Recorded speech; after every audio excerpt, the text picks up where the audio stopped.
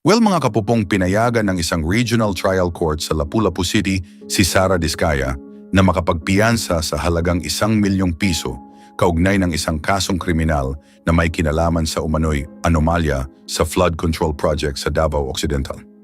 Gayunman, hindi pa rin siya makalalabas ng kulungan dahil mayroon pa siyang hiwalay na kasong kinakaharap sa Bulacan na hindi maaring piyansahan.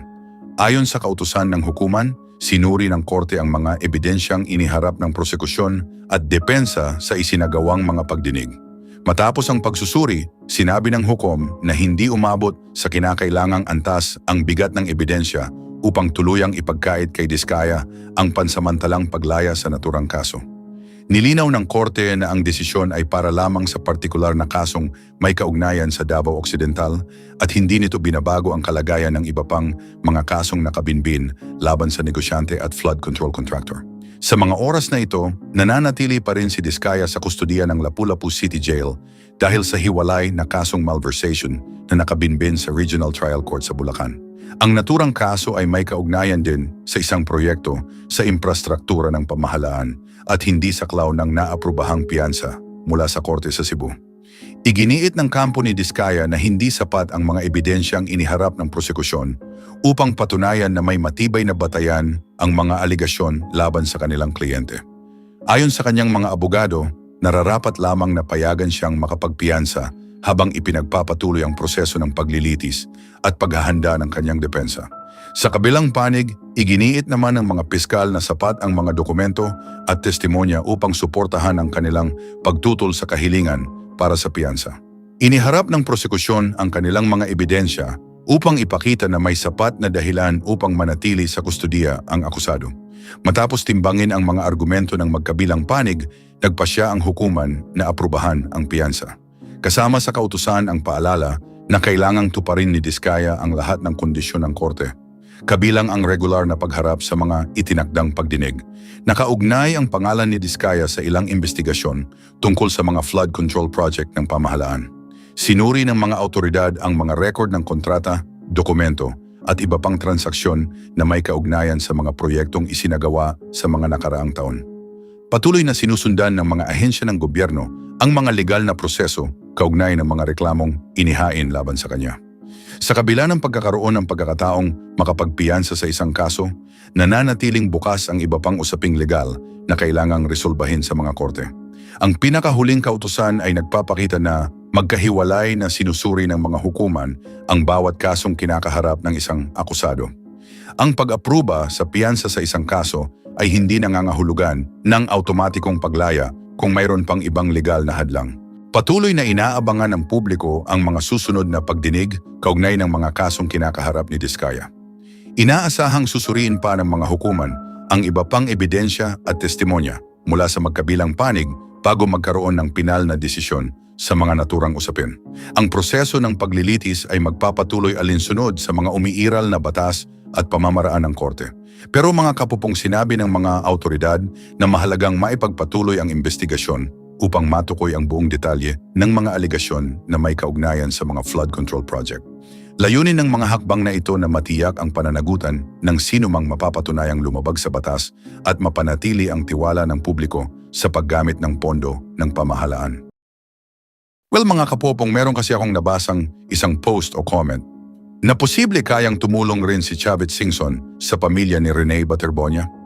Well, ang malaking kasagutan dyan posibleng-posible. Which is ang kailangan lang sigurong gawin ng mga fans ni Rene ay sumulat kay Chavit patungkol sa posibleng pagtulong nito sa pamilya ni Rene. Na remember mga kapopong na kung yung pamilya nga ni Yulo binigyan ni Chavit ng milyon-milyon, what more pa kaya itong sa pamilya ni Rene, di ba? Which is alam nyo naman rin siguro kung gaano kabuting tao itong si Manong Chavit. Which is baka sa video na ito maging daan rin ito upang makarating kay Chavit ang posibleng tulong sa pamilya ni Rene Baterbonia. Anyway, dumako na tayo sa bagong balita.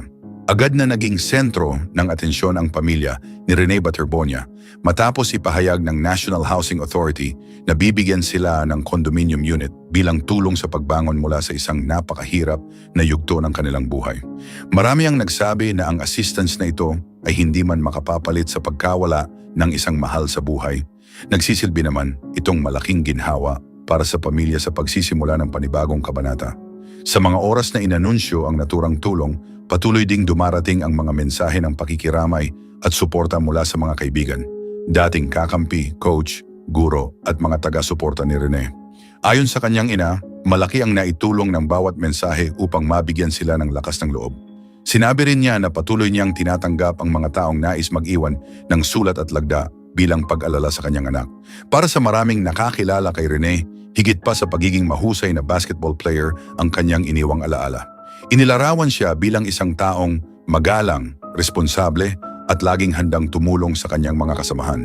Sinabi ng ilan niyang dating coach na hindi siya nagkukulang sa disiplina at palaging bukas sa mga payo upang lalo pang mapaunlad ang kanyang kakayahan. Maging ang kanyang mga dating kakampi ay nagbahagi rin ng mga personal na alaala. Ayon sa kanila, madalas niyang hinihikayat ang mga mas batang manlalaro na huwag mawalan ng kumpiyansa at patuloy na magsikap. Para sa kanila, ang kanyang mabuting pakikitungo sa kapwa ang isa sa mga dahilan kung bakit nananatili siyang inspirasyon hanggang ngayon. Kasabay ng patuloy na paggunita sa kanyang alaala, muling nabigyang pansin ang usapin tungkol sa mas matibay na suporta para sa mga student-athlete. Maraming eksperto at mga opisyal sa sports ang nagsabi na mahalagang mapalawak pa ang mga programang nakatuon sa kapakanan ng mga atleta. Ayon sa kanila, hindi sapat na pagtuunan lamang ng pansin ang kanilang performance sa kompetisyon. Mahalaga ring tiyaking mayroon silang sapat na gabay, suporta at maayos na sistema sa loob at labas ng paaralan. Sinabi rin ng ilang eksperto na ang responsibilidad sa pag-aalaga sa mga atleta ay hindi lamang nakasalalay sa mga paaralan. Mahalaga rin ang pakikipagtulungan ng mga pamilya, sports organization at iba't ibang ahensya ng pamahalaan upang makabuo ng mga plano na tunay na makatutulong sa mga kabataang nais maabot ang kanilang mga pangarap. Sa social media, maraming netizen ang nagpahayag ng suporta sa panawagang ito. Marami ang naniniwalang ang naging kwento ni Rene ay magsisilbing paalala sa kahalagahan ng pagkakaroon ng mas maayos na sistema para sa mga student-athlete. Ayon sa kanila, nararapat lamang na mabigyan ng sapat na pansin ang kanilang kaligtasan, pag-unlad at pangkalahatang kapakanan. Lubos namang nagpasalamat ang pamilya Baterbonia sa lahat ng tulong na kanilang natanggap. Sinabi nila na ang bawat panalangin, mensahe at simpleng pagpapakita ng malasakit ay nagbibigay sa kanila ng lakas upang unti-unting magpatuloy sa kabila ng malungkot na karanasan. Patuloy ding nagbigay pugay ang komunidad ng Ateneo sa pamamagitan ng mga simpleng programa ng pag-alala. Maraming estudyante, alumni, guro at mga taga-suporta ang dumating upang ipakita ang kanilang paggalang at pasasalamat sa naging ambag ni Rene sa kanilang komunidad.